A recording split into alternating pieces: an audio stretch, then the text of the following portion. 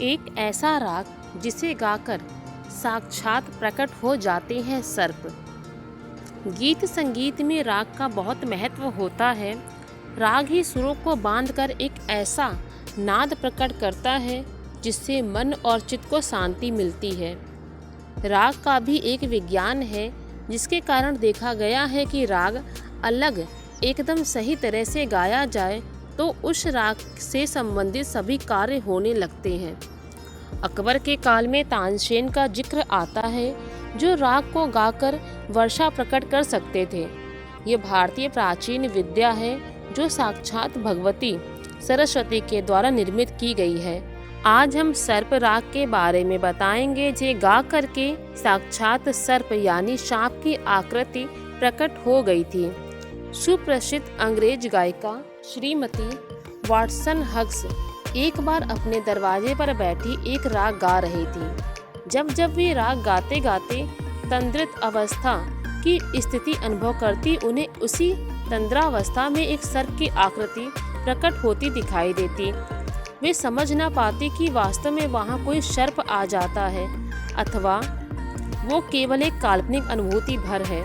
इसकी परीक्षा के लिए उन्होंने उस स्थान में बहुत बारीक कणों वाली रेत बिछा दी और फिर से वही राग गाने लगी। राग गाते गाते उन्हें फिर वैसी ही अनुभूति हुई।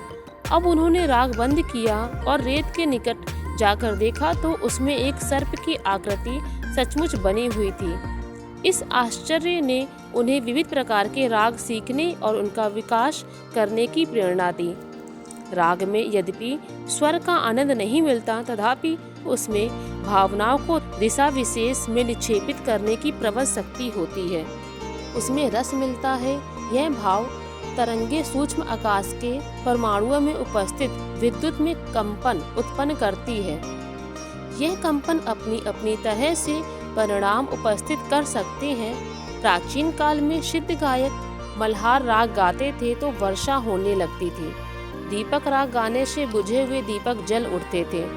मृग रंजनी गाने से जंगल के हिरण और मृग जीवन की मृत्यु का भय त्याग कर विमोहित हुए चले आते थे।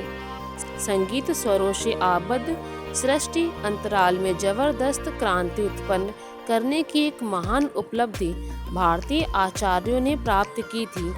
श्रीमती वाटसन हग्स का ये छोटा सा प्रयोग उस उपलब्धि की एक क्षीण झांकी मात्र कही जा सकती है। वीडियो पसंद आए तो प्लीज़ चैनल को लाइक एंड सब्सक्राइब जरूर कर दें।